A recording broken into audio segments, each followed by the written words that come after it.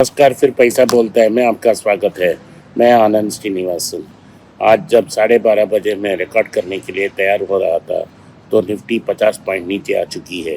जब मार्केट खुला तो लगभग 68 पॉइंट ऊपर उठी थी, उधर से नीचे आके 120 पॉइंट हाई से नीचे आ चुकी है। मार्केट बहुत वीक है और वीक रहेगा।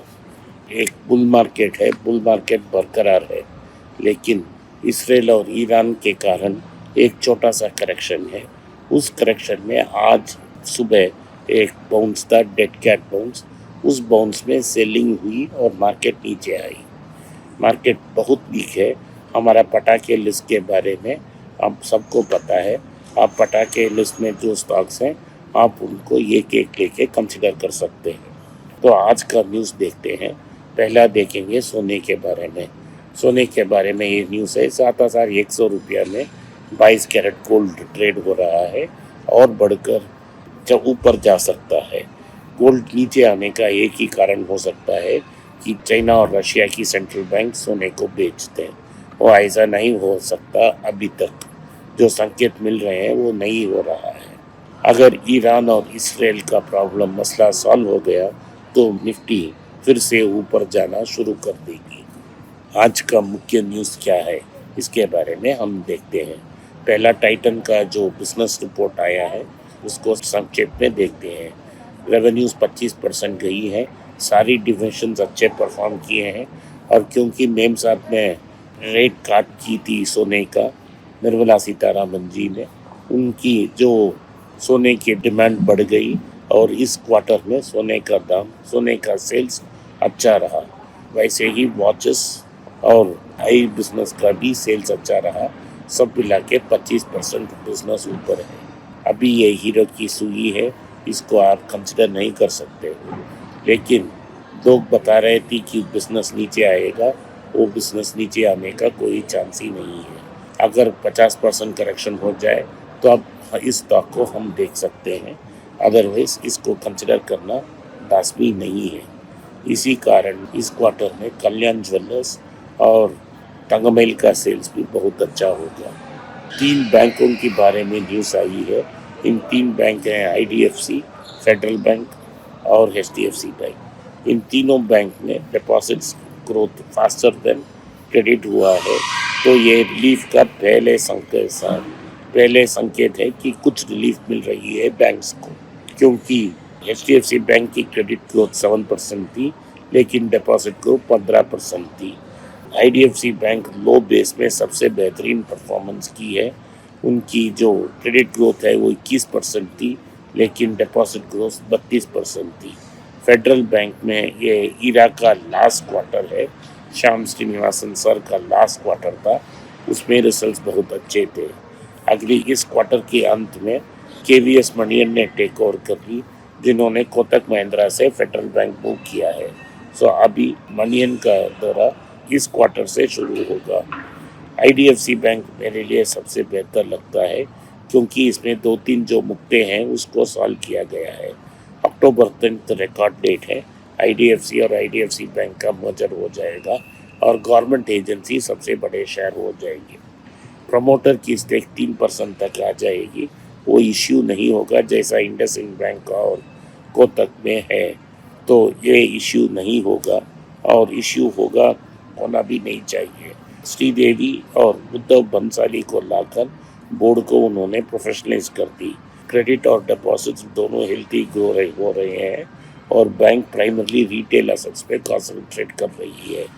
तो लगता है कि ये बैंक फ्यूचर में बहुत अच्छा करेगी और सबसे अंडरवैल्यूड न्यू बैंक्स में यही है। ओल्ड जनरेशन बैंक्स में कर्नाटका बैंक अभी 225 रुपया में ट्रेड हो रहा है।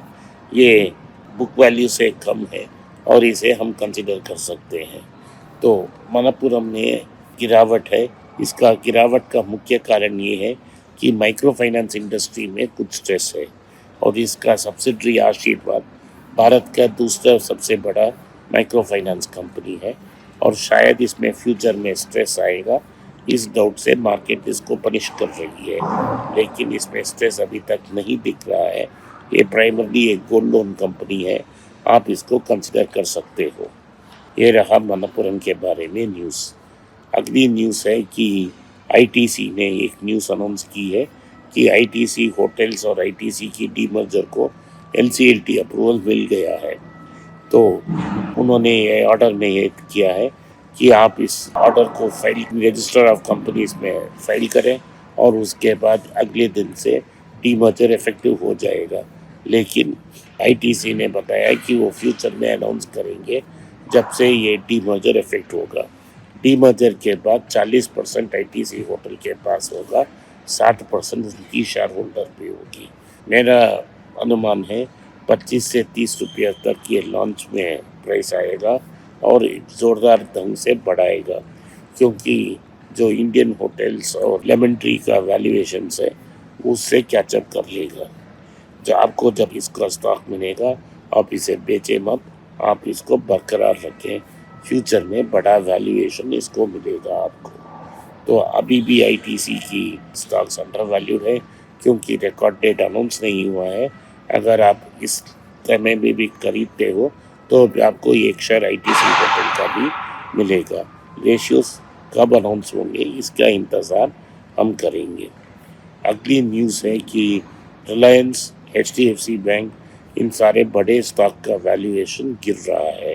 रिलायंस का स्टॉक की वैल्यूएशन गिरना लाजमी है क्योंकि तेल की दाम बढ़ रही है और क्योंकि उनकी main business processing of crude है, उनकी मार्जिन्स प्रेशर में आ सकती है।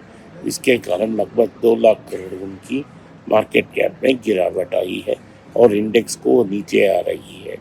पिछले हफ्ते में सिर्फ एक बड़ा कंपनी का वैल्यूएशन बढ़ा, वो था इन्फोसिस, क्योंकि इससे उनका कोई इफेक्ट नहीं है। कच्चा तेल का दाम बढ़ रहा है, लगभग $78 के बैरल तक पहुंच गई है। इसके कारण क्या हो रहा है कि भारत का जो इंपोर्ट्स है वो बढ़ता जाएगा, एक्सपोर्ट्स ऑलरेडी प्रेशर में है। इसके कारण रुपी भी प्रेशर में आ सकती है और फार्मा और आईटी स्टॉक्स के लिए ये अच्छी खबर है।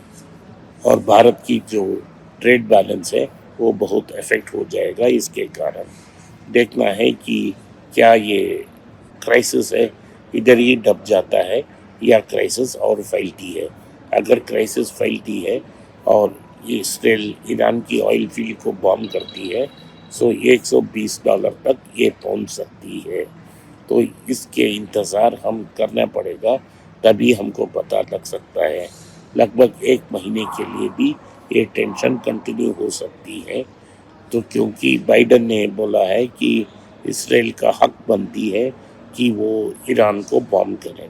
एक नया सेक्टर उभर रहा है, ये नया सेक्टर है क्विक ईटिंग रेस्टोरेंट्स।